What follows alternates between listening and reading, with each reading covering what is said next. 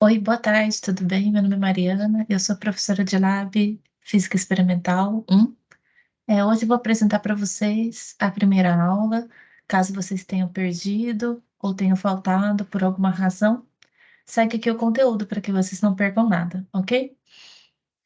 Bem, na primeira aula, nós vamos falar sobre algarismos significativos. Então, apresentar a teoria de erros e o cálculo de média, erro estatístico e erro total, tá bom? Então, primeiramente, dentro do laboratório, as medidas não são absolutas. Você pode ver que você pode fazer uma medição e repetir novamente, o colega do seu lado pode medir e podem surgir resultados diferentes, certo? Você também pode trocar o instrumento e obter um outro resultado. Portanto, por exemplo, suponha que uma bancada tenha feito as seguintes medidas. E o que que você faz? O que a gente faz normalmente é que se tira a média para ter um único valor, tudo bem? O cálculo da média é aqui apresentado, você soma os valores e divide pelo total de medidas. Mas a gente pode ter uma situação, por exemplo, onde dois grupos obtiveram a mesma média, mas resultados muito diferentes. Você observa que no primeiro grupo de medidas você tem os valores e no outro tem outros valores. Note que no segundo grupo os valores flutuam muito mais. Você tem um valor 18 perto de 21. Então, os dois grupos são equivalentes? A gente vê que não. Quanto menor for a dispersão dos seus dados, quanto mais concentrados eles estão, mais precisos a gente os compreende. Além disso, a gente pode representar os dados obtidos em um gráfico chamado histograma. Um histograma nada mais é do que, por exemplo, você tem o eixo X, onde você representa, por exemplo, o peso de uma sala de aula dos alunos, alguns indo bem levinhos, de 41, 47 quilos, por exemplo. De 47 a 53, de 41 a 47 eu tenho 4 alunos, de 47 a 53 eu tenho 7 alunos, e no eixo Y eu vou colocando as ocorrências. A gente percebe que essa sala de aula tem alunos muito leves, né? Porque a maior parte dos seus alunos tem quase 50 quilos. Então, o valor médio vai estar muito próximo desse máximo, e valores distantes da média são menos frequentes. Esse gráfico, perdão. Esse gráfico é chamado histograma de frequências. Vocês podem ter visto isso talvez no Enem. E o valor mais provável é chamado média. E caso haja essa distribuição do tipo sino, né, é chamada função gaussiana, você tem um valor médio que é mais provável, longe da média é menos provável, e a largura dela, normalmente a gente caracteriza pelo desvio padrão, que diz quão gordinha está a sua gaussiana, tá? Se for um resultado de muita dispersão, o seu histograma vai estar bem abertão, bem gordinho. E se for um resultado muito concentrado, ele vai estar bem magrinho. Por exemplo, se eu dou uma prova muito fácil, todo mundo acerta. Então, a média vai estar deslocada para o máximo da nota e a maior parte dos alunos vão estar concentrados naquela nota. Tá bom? Aí você tem um histograma bem magrinho, com baixo desvio padrão. O cálculo da média é representado matematicamente por essas equações, tudo bem? Você soma os resultados e divide pelo total de medidas. Já o cálculo do desvio padrão, que mede quão dispersos estão os seus dados, pode ser feito de duas formas: através do desvio padrão amostral, que tem essa expressão, você soma os resultados subtraídos da média elevado ao quadrado e divide pelo total de dados coletados da amostra menos um, tira a raiz quadrada. Esse desvio padrão é chamado amostral. E normalmente ele é representado pela letra A de amostra ou S de sample. E também temos o desvio padrão populacional, cuja diferença é apenas esse denominador, N, em vez de ser N menos 1 é N.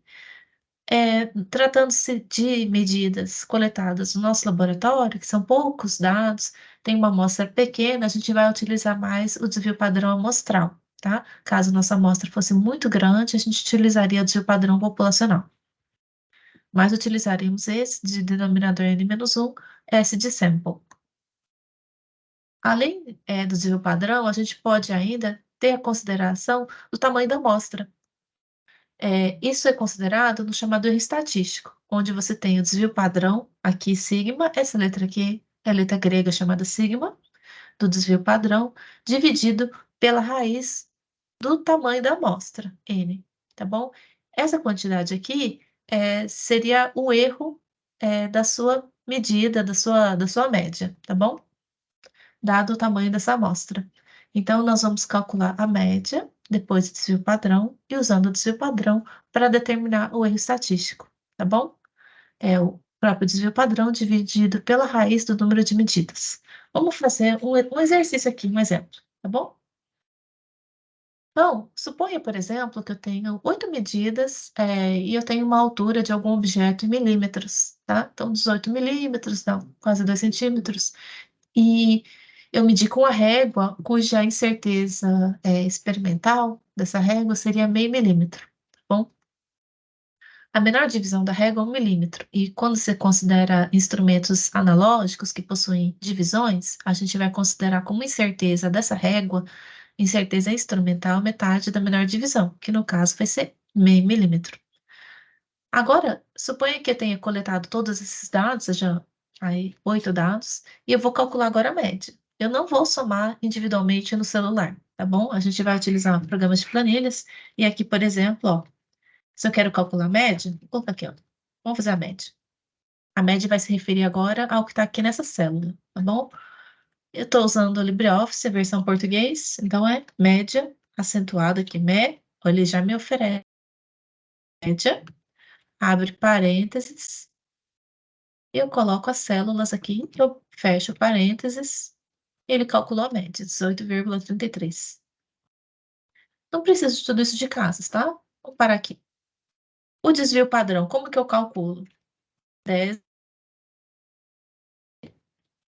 Tem uma variação se você estiver usando o Excel, tá bom? Ou Google Planilhas. Aí você olha o que ele sugere.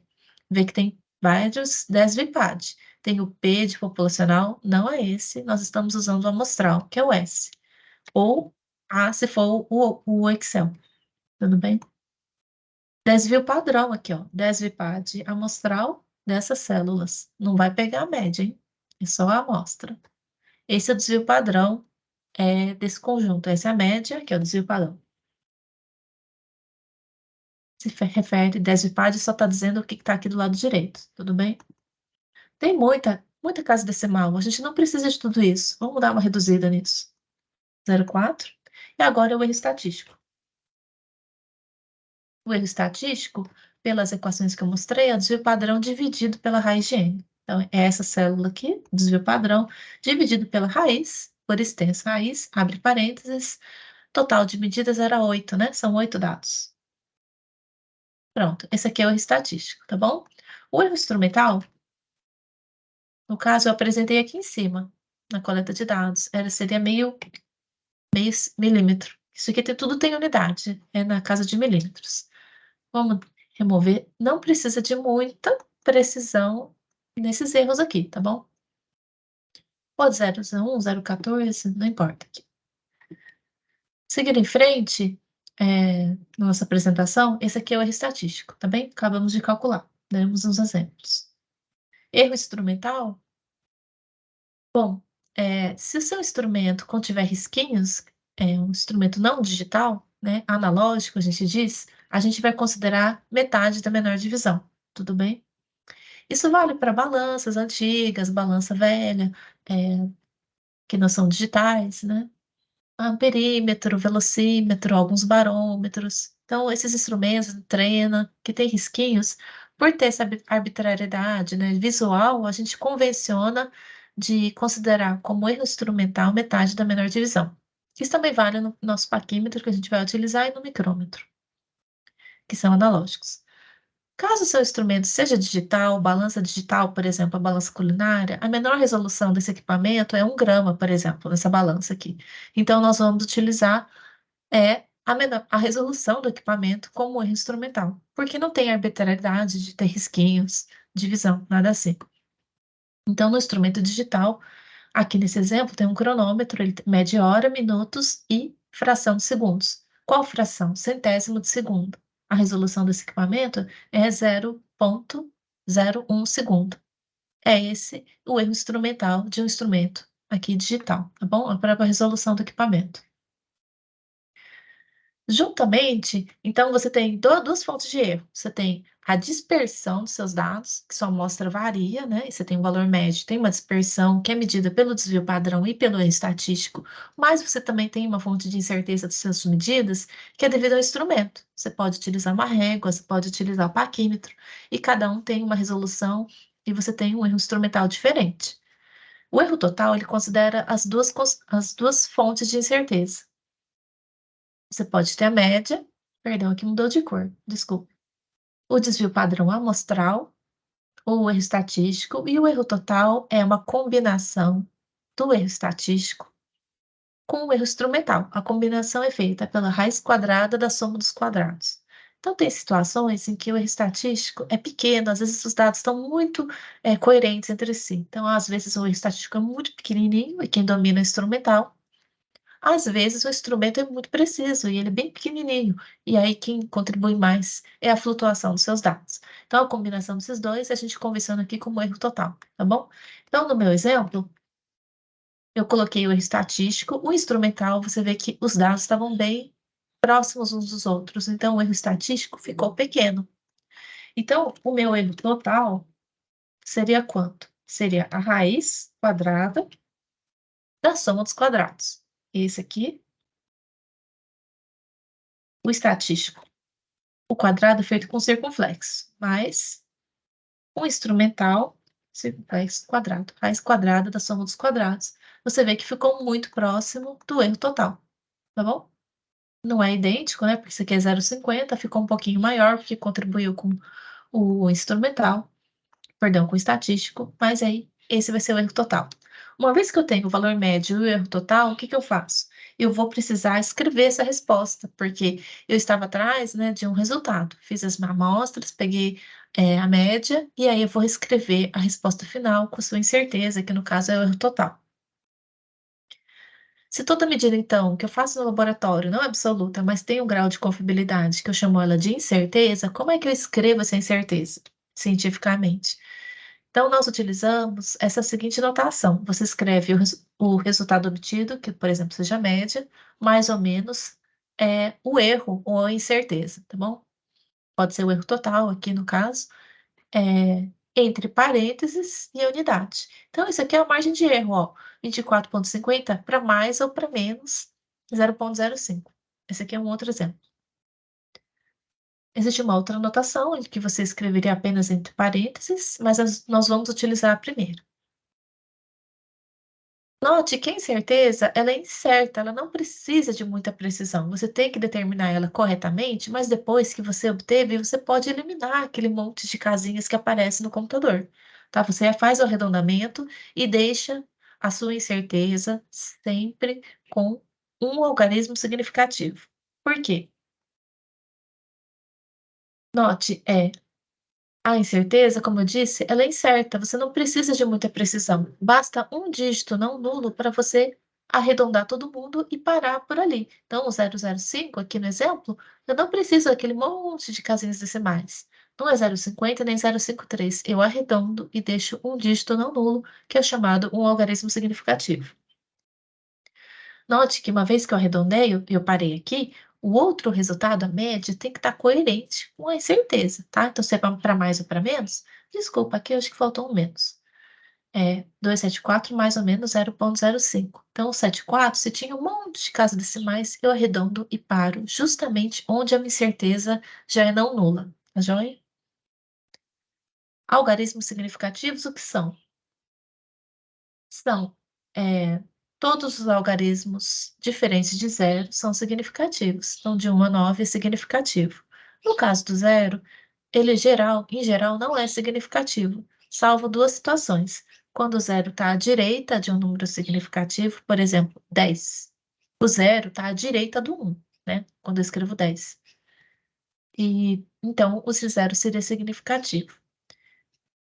Zeros entre dois algarismos não nulos são significativos. Então, se você pensar em 101 dálmatas, o 1 e o 1 está cercando o zero. Então, o zero está entre dois algarismos não nulos, ele é significativo. São duas exceções. Ou ele está à direita de um significativo, ou ele está entre dois significativos. Aí você considera. Note que zero à esquerda da vírgula também não é significativo, assim como o zero em geral, salvo essas duas exceções. Eu vou dar um exemplo rapidinho. No primeiro exemplo, 0,5. Quanto significativo será que tem? Zero à esquerda, ignora. Então, só tem o 5, que é um algarismo significativo. 0,05 também só tem um significativo, porque zero em geral, não estando à direita nem entre, não é significativo. 0,050, o zero está à direita do 5. Então, ele considera como significativo. Então, tem o 5, que é não nulo, e o zero à direita. 108 tem 3. 120,00 também tem 3 algarismos significativos aqui nesses zeros, estão à direita do 1 e do 2, então no total tem 5. E esse número aqui, ele está em notação científica, né? Está na potência. Esse 10 seria menos 3 elevado. Então, quando eu tenho notação científica, eu olho o número que está à frente da potência, que no caso tem 5 algarismos não nulos. Não, 5 algarismos significativos, porque o zero está aqui no meio. Note, então, só finalizando, que quando eu vou escrever minha resposta, a média mais o meu total, não está correto eu deixar dessa forma, por quê? Porque eu estou convencionando dentro do laboratório 1, laboratório 2, e, em geral, aqui nesse contexto, que a gente vai deixar somente um algarismo significativo na incerteza. Por quê? Porque ela é incerta, então não precisa de precisão. Muita precisão, muitas casas decimais. Você arredonda e pronto. Então, 5,3 arredonda para baixo, fica 0,05. E aí o 274 tá legal, porque tem 2 após a vírgula aqui, o 7 e o 4, e 2 algarismos após a vírgula, 0,05. Então, essa certeza está correta aqui em relação ao seu valor médio. Esse segundo exemplo também está errado. Por quê? Porque na incerteza, a nossa convenção é deixar ele com um algarismo significativo. Então, o 0,2 arredonda para 1, tá? E uma vez que ele arredondou para 1, que é tá na casa da unidade, o 123,4 também vai acompanhar e vai ficar na casa da unidade. Então, vai para 123, arredonda para baixo, mais ou menos 1. Esse último exemplo, ele está incorreto porque a sua incerteza está legal, está com um algarismo significativo na incerteza, mas 2,7 está faltando um algarismo, porque são duas casas após a vírgula e aqui está faltando um. Então, está faltando alguma coisa, não sei dizer qual era o outro dado. No nosso relatório, sempre coloque um algarismo significativo na incerteza e depois você vai lá e arruma o valor médio para que fique com o número de casas decimais igual, tá? Para que fique compatível. Se está décimo, também está no décimo. Se está no centésimo, centésimo. Unidade, unidade, certo? Aqui eu deixo os exercícios. 572, arredonda para 0,06, arredonda para cima, o 7 está puxando para cima. 5,30 tá legal, 2 após a vírgula, 2 após a vírgula. Esse resultado aqui tá certo, ó, um algarismo significativo na incerteza, mas o valor médio tem que ser arredondado para casa da unidade. Mais ou menos 2, então vou arredondar aqui para cima, tudo bem? 125 mais ou menos 2. Nesse caso aqui, ele é mais delicado, então 47 eu preciso dar uma mexidinha nele, já não é tão óbvio.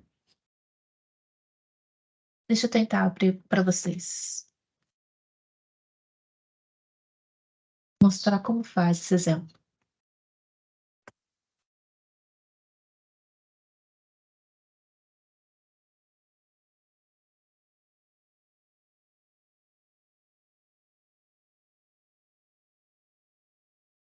Vamos ver, o exemplo é 133 mais ou menos 47.